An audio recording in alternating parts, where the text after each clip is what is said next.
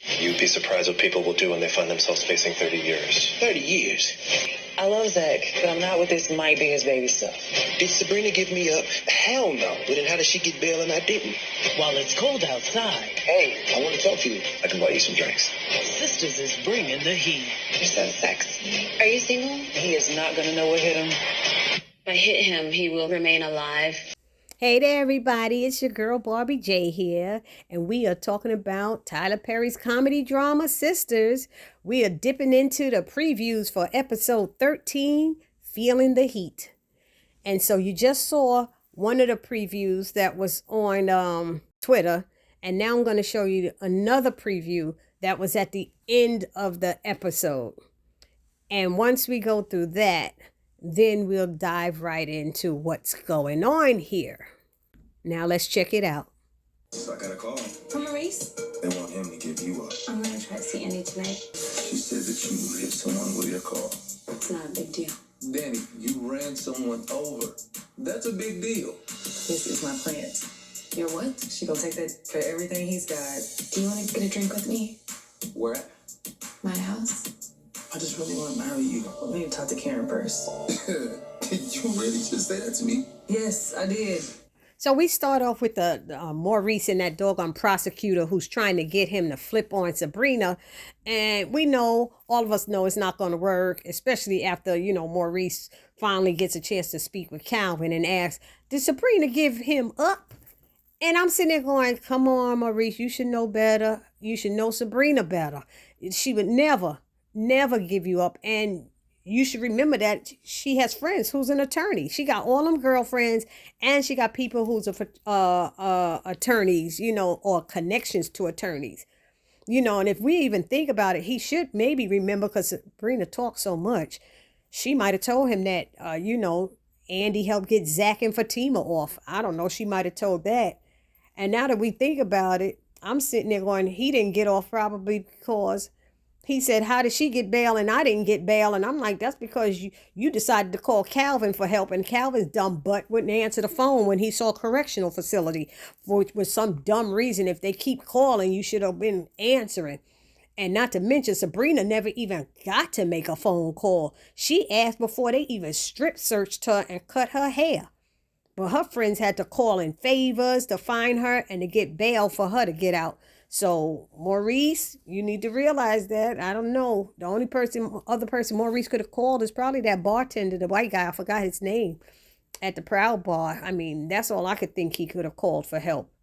But anyway, we see Calvin telling him hell no. So he's calm now. He knows that he doesn't have to worry about Sabrina giving him up.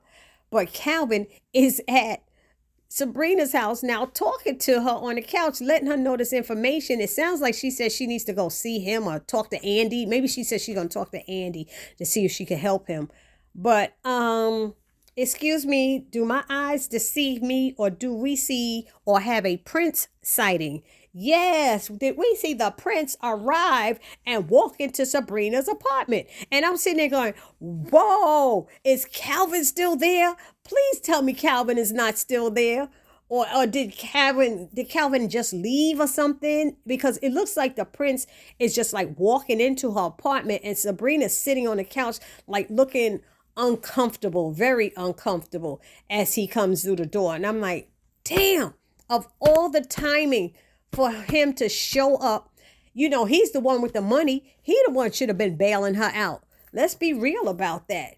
We should have got the Princess Zamunda to come in there. Anyway, let's move it along. Next, we got Q pushing up on Danny. What's the purpose of that? I'm thinking Q is talking about, I got drinks and all this stuff, like he knows Danny like to drink. And I think the only reason he's pushing up on her is because we know he needs a place to live. He needs a new place to crash. And he's admitted to Maurice how he uses men and women. He don't discriminate at all to get what he wants. And this helps him by giving good sex to them. He gives them good sex and they turn into butter, start giving him whatever they want. But hopefully it doesn't work with, Danny, since, Preston is back in town. And speaking of Preston being back in town, uh he's in town and learns that Danny hit someone who ran, or she ran someone over with a car. And I'm sitting there going, I have to presume, we all have to presume that he found out from the nosy landlord. And the nosy landlord basically lied. She never ran over anybody. She just hit homeboy's car, not his body.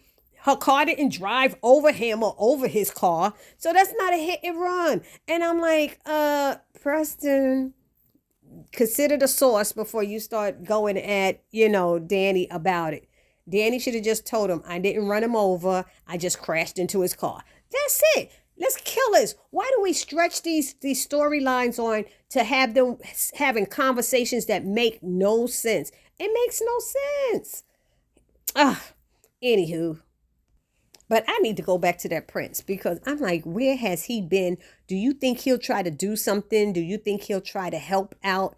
Is there going to be a clash now again between Calvin and him? What do y'all think? Let me know down in the comment section how y'all think this might play out, if Calvin indeed passed the prince on the way out, or if he indeed is still sitting there with Sabrina when this man walks in. I'm curious to see what everybody thinks may or may not happen. Then we have Fatima and Andy.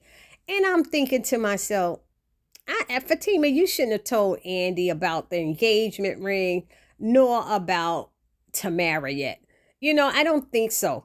She's sitting there telling him, and you telling her that he's your plan. He's not going to know what's going to hit him. And she's like, by hit him, do you mean he will remain alive? I'm like, really, Andy? Are we going to go there with that, really?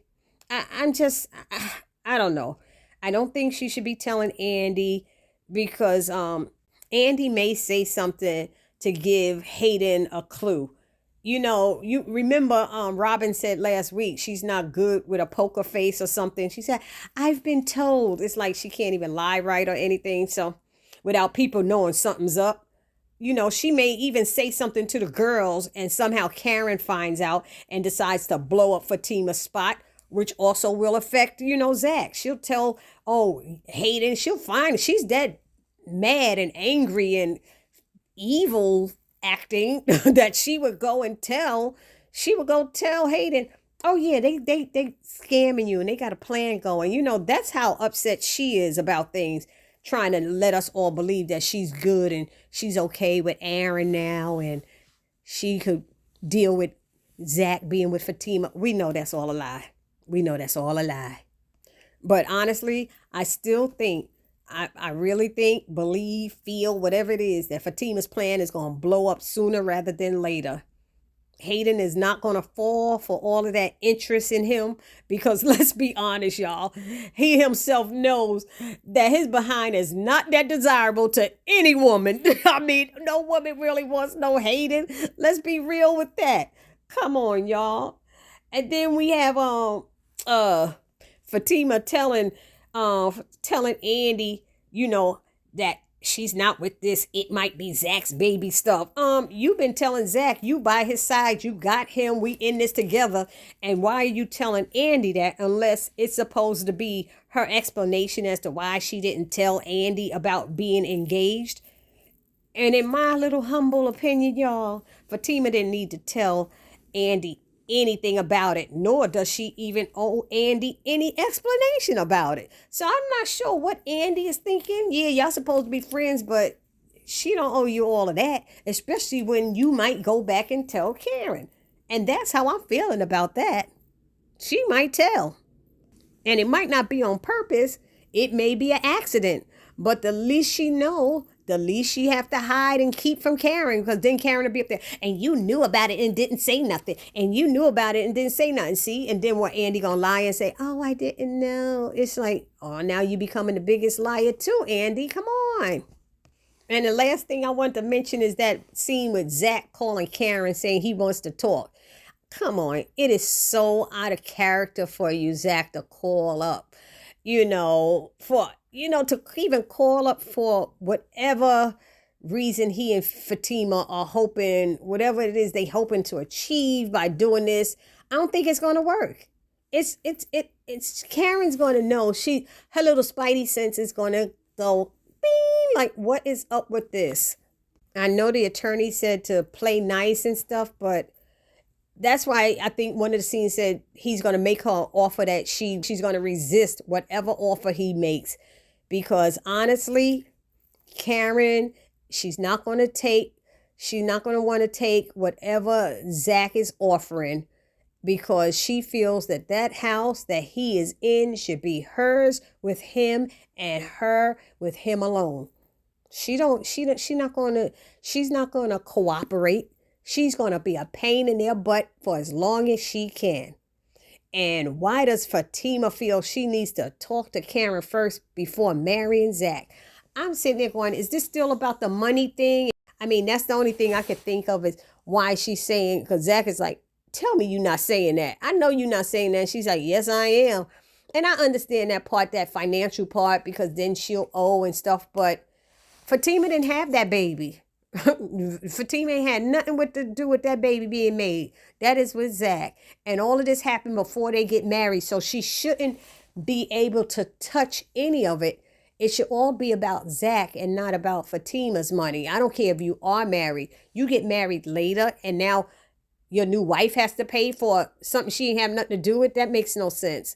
But anyway, that's all I had to talk about this quick little video. Y'all let me know how y'all feel down in the comment section. And for those of you who haven't subscribed to my channel, please take a moment now, hit that subscribe button and help my channel grow for the new year. It's your girl, Barbie J, saying peace.